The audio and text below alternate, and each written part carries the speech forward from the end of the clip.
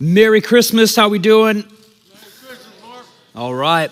So, story time. Fall 2015, 9 years ago. Rachel and I, my wife, who is just up here, we had been married for just 2 months. And at some point, as a young married couple does, you go on your first family trip. And so we went with my family. And what we were doing is going up to Sacramento. Both my parents, my older sister, so there was 5 of us, and it was to go see my grandma. My grandma lives about an hour outside of the Sacramento airport. So we catch a flight, all planned, normal, get there, land, get the rental car, and then drive a little over an hour away into this small little town. You wouldn't even know the name. And my mom had to book hotel rooms ahead of time because my grandma lived in a really, really small trailer. And so there wasn't room for all of us to sleep there, at least not comfortably. So we get to this hotel, Best Western, whatever it was, and walk into the lobby. It's midnight. So we're tired, just driven an hour. Walk up to the front desk. I believe it was the guy, and you do all the normal hotel check-in stuff. And after he gets our information, he goes through a couple more questions like to verify who we are, our names, when we had already given him that information. So I knew this seems a little off when someone's asking you the same question over and over. To which he then responds, finally saying, "We don't have your reservation for tonight. It shows that it's for tomorrow night." Okay. And my mom, classic baby boomer, has her iPad with her, but she also, and to her credit, though I make fun of her for it, had printed out the confirmation receipt. So she whips that bad boy out, shows it to him, and sure enough, my mom's completely right. Right date, hotel, everything. It shows, we have record, we should have multiple rooms for that night at this hotel. And the guy is just kind of dumbfounded on his face. And then he says the famous words that I'll never forget. "We don't have any rooms here tonight." I mean, this is literally straight out of the Christmas story of that line of, "There is no room in the inn. I'm living this out." Gets better. I had noticed when we came into the hotel that there were Edison trucks everywhere and other utility companies. And then I put some stuff together. I had heard on the news that there had been a huge fire in Northern California. And so obviously that caused a bunch of damage. And so Edison and a bunch of all the other utility companies are up there having to do work. This hotel is packed. Literally every parking stall is an Edison truck. So now I'm I see what's going on. But then I'm asked them, it's their fault. And so I'm kind of hey man, can you call other hotels in the area and, take care of us? That way we have somewhere to sleep tonight. And he's well, there's no point of doing that because every hotel is booked just like us, full of Edison trucks. The nearest hotel that had rooms available was back at the Sacramento airport over an hour away. So not really an option for us, being that now this is 1 o'clock in the morning by the time we get to this point. He does some more search around his computer, and something must have happened, cancellation, or someone left early, and he's hey, actually, I just found out we do have 1 room available for you. Okay. He's but the thing is, the room, this is a smoking room, and it's 1 twin bed, and there's 5 of us adults. So here are things running through my mind. A, just married, 2 months in. This is Rachel's first trip with my family. It's welcome to the Lohman family. And I'm okay, I don't want my wife sleeping in a smoking room.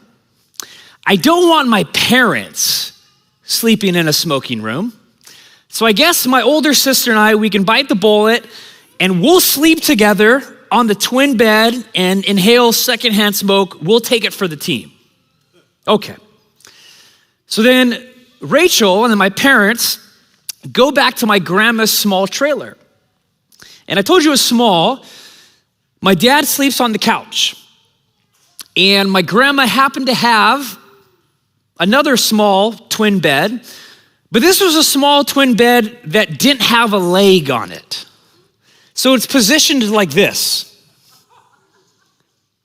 So Rachel, my wife of 2 months, first family trip, sleeping with her mother-in-law, and they're opposite in the bed. So Rachel's head then has my mom's feet next to her, with then my mom's head having Rachel's feet next to her at a 45-degree diagonal angle. Welcome to the Lohman family. Meanwhile, back at the hotel, now it's like 2 o'clock in the morning. My sister and I. My sister has had a really, really tough week. Her husband wasn't able to come up with her. Her husband, kind of absorbs her emotions a lot. That's a whole other conversation. And she wouldn't mind me saying that though. And long week for Becca. Husband's not there. So she has a short temper. My sister literally picks up her luggage. We're in the hotel lobby. And she just throws it out of outrage. And I'm just like, oh man, that's who I'm sharing a twin bed with tonight. My angry sister. So needless to say, in that moment, I put all this together and I said, man, the only good thing about this situation is that now I have a really good Christmas Eve sermon story to share, because I really lived out the Christmas story of there is no room in the inn. Luke chapter 2, verse 7 famously has that line. There is no room in the inn. And so what I want to do tonight for you is I want to take you to Luke's biography of Jesus. There are two authors in the New Testament that paint for us the birth of Jesus, and Luke's is distinct because he's a medical doctor, and so he writes with really thorough detail. Each word matters for Luke. And so I want to read for us out loud this famous scene. Maybe you've heard this read before, but Luke chapter 2, if you need a Bible I would say this morning, but tonight, there's a free orange one underneath your chair. Take that home if you like. I'll be reading from page 699 in it. And let's back up and let's get this whole scene together. Luke 2:1, here we go. In those days, Caesar Augustus, that's the Roman emperor, issued a decree that a census should be taken of the entire Roman world. And then Luke tells us this was the first census that took place while Quirinius was governor of Syria. And so everyone went to their town to register. So wherever your birthplace was, you had to go back to that town for them to record your demographical information. Verse 4. So Joseph also went up from the town of Nazareth in Galilee to Judea, to Bethlehem, the town of David, because he belonged to the house and line of David. And he went there to register with Mary, who was pledged to be married to him and was expecting a child. And if you didn't know, Mary and Joseph are basically kind of engaged, but not yet married. And while they were there, the time came for the baby to be born, and she, Mary, gave birth to her firstborn son. And she wrapped him in cloths, placed him in a manger, and then here's the line. Because there was no guest room available for them. Culturally, the vast majority of Americans have grown up with the Christmas story. I mean, Disneyland still reads it to this day and for their opening season. And I think most of us, our impression of the Christmas story is this. Mary and Joseph are hustling in. They barely make it into Bethlehem. Mary's going into labor. They go up to the Best Western in Bethlehem. They knock on the door. Front desk guy answers the door. And he says to them exactly what the front desk guy said to me. Sorry, but there's no room in the inn. They're crushed. She's barely making it. They walk out, and then they just happen to stumble along someone who offers them a free barn stable for the night. They go there, they have nowhere else to go, and that is where then Mary gives birth and baby Jesus born in a manger, a feeding trough. By and large, that is our understanding of the story, and because of that, a lot of people have turned this innkeeper into the villain, meaning he's the bad guy. Like, he's the dude that told Mary and Joseph, no, sorry, can't come in, we're full, best of luck, adios. And so history kind of hasn't been too kind to this innkeeper. We don't know his name, we don't even know if it was a him, but he's not kind of the positive part of the story. Here's what I want to do for you tonight. I want to flip that on its head. If you've been a part of the Bridge the last 4 weeks, we've been going through this series preparing for tonight called The Characters of Christmas. And we're trying to imagine ourselves in the sandals of one of these famous characters of this birth story 2,000 years ago. And tonight, oddly enough, I want you to put yourself in the perspective of this innkeeper, this supposed person who tells Mary and Joseph no. And what I want to do is this. What if I told you that exact scenario of the birth of Jesus 2,000 years ago did not happen? What if in some way actually exactly the opposite happened? I told you Luke was very careful with his words. He's a medical doctor. This all comes down to one word in the Greek. You're going to leave here a Greek scholar tonight. Maybe you noticed the translation that I read correctly from doesn't use the word in, but has the phrase, because there was no guest room available for them. If Luke, hang with me here, if Luke wanted to use the word in, like a hotel where strangers could come in and stay the night, there was a word for that. And that was the Greek word, pandoxion, which is in, means hotel. That word is used, if you want to know, chapter 10, verse 34. But that is exactly the word that Luke doesn't use. And he could have. It was very much a linguistic option. He did not use that word. Instead, Luke very intentionally uses another Greek word called kataluma, which means guest room. Not hotel, not inn. This is the exact word that's used when Jesus, before he's betrayed, and he has this famous, the Last Supper, the Passover meal with his disciples, and it says that they're in the upper room. That word there is guest room. It means a room in a private house, not a hotel, not a Best Western, not a Hilton. So here's the deal. It isn't that Mary and Joseph showed up and this inn says, the innkeeper says, oh, nope, sorry, the hotel's full, sorry, go somewhere else. That is exactly what doesn't happen. Instead, what we're pretty sure of historically is that Joseph would have gone to a relative's house because this was the place he grew up. This was Bethlehem. It was his hometown. They're there for the census. He would have gone to a relative's house and he would have showed up, knocked on the door, homeowner would have answered, and then said, hey, sorry, the guest room is full. Why? Well, because of the census. All the family was in town. All the aunts, uncles, niece, nephews, everyone was there. But this is like my big fat Greek wedding, like a whole family shows up and the house is crowded. And the point here is that he doesn't tell them no. He just says the guest room is full, and so they end up coming in the house. Now, let me give you a couple visuals of this. We'll put up a picture on the screen. This is a computer like 3D model of what a first century Israelite house would have looked like. Notice there that there's two levels. You would have walked in, and by and large, you probably would have climbed the stairs to go to the second floor. Why? The second floor in a first century Jewish house was the main floor, what we call a living room. And on the second floor, the living room was where you would eat. It would be where you would sleep, where you would hang out. It was the main place. You did everything on the second floor. And these are very small houses, as you can tell. Let's go to the next picture. Now, this is an actual remodel of a first century house in a museum. So it's not the real thing, but it is a really close replica. So notice how small it is. But that second floor is where all the action was. Now, what about this guest room?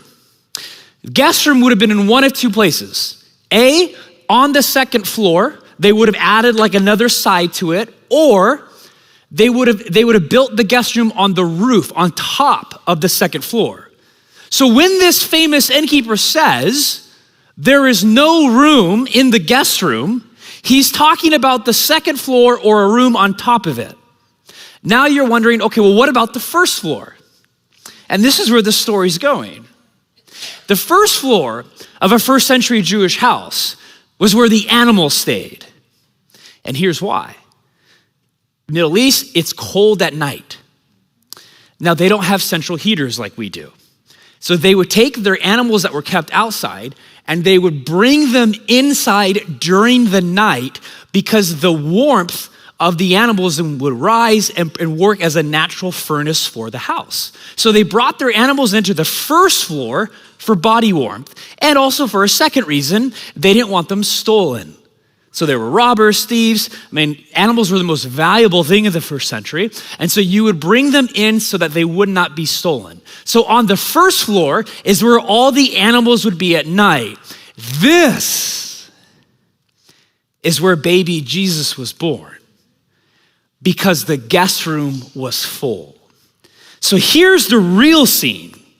What we really need to imagine that Luke is telling us, remove the American culture of it.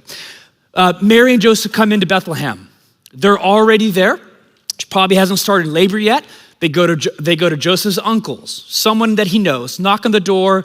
He's like, hey, come on in. Sorry, the guest room is full. Grandpa's using it, or great grandpa. They would have put the most elderly in there because that was a high honor, high respect culture. But he doesn't tell him no. He says, come on in. It would have been jam-packed, crowded. Again, think My Big Fat Greek Wedding. Everyone is there. Is it a big house? No, it's a small house. But it didn't matter. He was full of hospitality, this homeowner. It would have been noisy. It would have been messy. They wouldn't have had room. It wasn't like they had room. No, they didn't have room. But hey, we'll make room for you. Come on in. We'll have you stay on the first floor.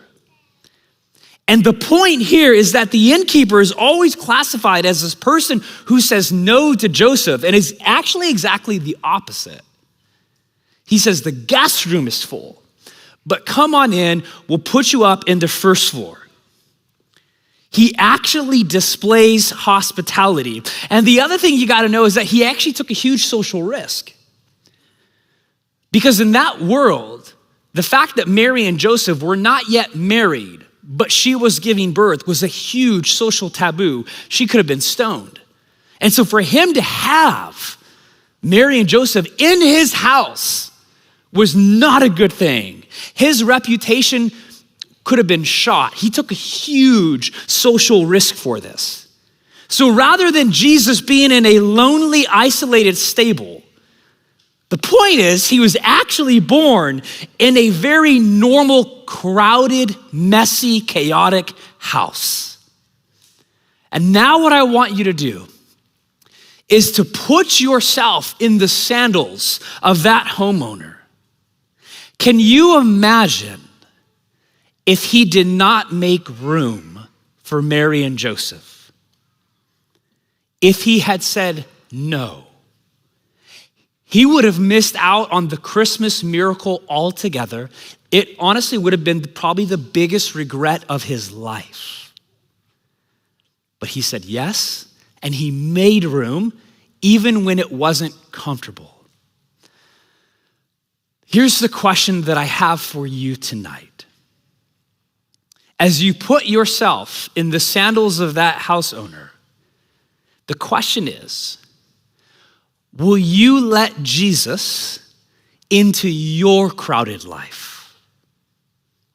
Put otherwise, do you want to see a miracle in your life? If you do, then make room for Jesus. The Christmas story is the miracle of God become human, right? Him becoming one of us, with us, for us. But in order to see that miracle, you have to make room for him. Jesus was born not in a stable. He was born in an overcrowded, messy, chaotic, normal house. And here's the cool thing. He loves to do the same thing today. See, the reality for most of us, I see this all the time, and it's true of myself. Most of us are actually too busy for Jesus. Here are the excuses we have. Oh, I'm too busy. Oh, I'm overscheduled. Oh, I have all my kids' extracurriculars. Man, life is overcrowded. You know what keeps most of us from experiencing the good life of Jesus, like the joyful life, the abundant life, this miracle living of Christmas? What keeps most of us from that is busyness. Most of us are too busy to follow Jesus and to make room for him in our life. Or, I think this is just as common. We're hesitant, we're scared, we're anxious to invite Jesus into our messy life. Oh, do you know what Jesus, if he comes into my life, do you know what he's gonna find? You know all the secrets I have? The stuff that I hide? Like if my life is a house and he comes in, he's gonna see that it's a mess. I'm scared to invite Jesus in. Jesus would never want to come into my house. It's too dirty. Do you know what he would find, Mark? And here's what I want to tell you tonight. Jesus does not say, clean up and then I'll come into your life. He says, let me come into your life and then I will clean it up. Writing on this passage, a New Testament scholar named R.T. France puts it this way. The problem with the stable, and remember that's like the false version of the story, what our culture thinks. The problem with the stable is that it distracts Jesus from the rest of us, distances Jesus from the rest of us. The message of the incarnation, of God becoming human, is that Jesus is one of us. He came to be what we are, and it fits well that his birth took place in a normal, crowded, welcoming home. Put in today's language, Jesus didn't come into like the perfect Martha Stewart, Home Alone Christmas house with the smell of cinnamon in the air, fireplace on, perfectly shaped Christmas tree with the star on top that never falls over, always happens to me, cookies in the oven, garland all over the staircase. That is not the house that Jesus comes into. Jesus comes into an overcrowded, normal, messy, noisy house. Not far off. Not removed. If your life is metaphorically a house, here's the good news. Jesus is not looking for a perfect house. He's really actually just looking for someone who will invite him in, who will make room for him. Jesus turned a messy house, an overcrowded house, into a house of miracles. And he can do the same thing to your life tonight. Each of us tonight is just like that innkeeper, and you will decide if there is room in your life for him or not. The question is, what will you decide? Will you be like the innkeeper and welcome Jesus in, or will you say no? And then he'll just move on and he will find a life to live in. Pastor and social media influencer Ian Simkins posted this the other day. Jesus arrives in the noise of real life, not far off, not removed. I love this. Love shows up. It draws near. And here's the good news for us. In the middle of your chaos, confusion, joy, or grief, Jesus meets you there. He is Emmanuel, not just God for us, but God with us. And God as one of us. Love doesn't stay at a distance. It moves in. What if the manger wasn't just a sign of humility, but an invitation? An invitation to let Jesus make his home in the middle of your life. Not apart from the chaos, but right in the middle of it. This year, may we remember that Jesus didn't stay at a distance. He drew near, and that's really good news. We're gonna sing two Christmas carols. You know them, they're great songs. But what I really don't want you to walk away from is you have a moment right now. And the older I get, not that I'm that old, but a moment is a gift. Like, this is a gift. I lost my father 14 months ago, second Christmas without him. It'll teach you real quick that every moment is a gift. You have a gift right now. And the gift is to invite Jesus into the middle of your life, the middle of your house. Jesus doesn't say, oh, get rid of the chaos, get rid of the grief, get rid of the joy, get rid of the confusion. No, he says, let me come right into the middle of it. Make room for the baby boy. It doesn't need to be perfect. He actually doesn't like coming into perfect houses because perfect houses don't need him. And so, most churches have a big production Christmas Eve, and that's great. There's a time and place for that. But this is a gift. This is a moment that's a gift. So we're gonna have a prayer team available, people on either side of the stage. They're gonna come up right now.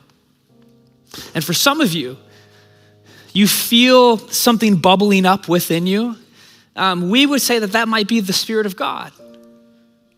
The same God active and born 2,000 years ago is active today, and he is wanting to come into your life, no matter how chaotic and messy and overcrowded. So if you need prayer for anything tonight, please take advantage of this gift of receiving prayer. Prayer is a miracle. It's talking to the creator of the universe through another human being, and we partner with God to bring change here. Just come up, get prayer. The band's gonna lead us in 2 songs. Right after that, we'll come back up, we'll light our candles, it'd be great. But I don't want you to walk past this moment. Let me leave you with this Max Lucado quote. He writes this: let him, Jesus, into the mire and muck of our world. For only if we let him in can he pull us out. Let Jesus into the mire and muck of your world, for only if we let him in can he pull us out. Have you let him in? He doesn't need to stay in the guest room. He's okay on the first floor with the animals. In fact, that's what he prefers. Let me pray for us. Father, may we just open ourselves up. May we, in the midst of our chaotic, overscheduled, crowded 21st century life, may we make room for you, Jesus, just as that innkeeper did 2,000 years ago. Minister to us. We love you, Jesus. Change our lives once again tonight. Amen.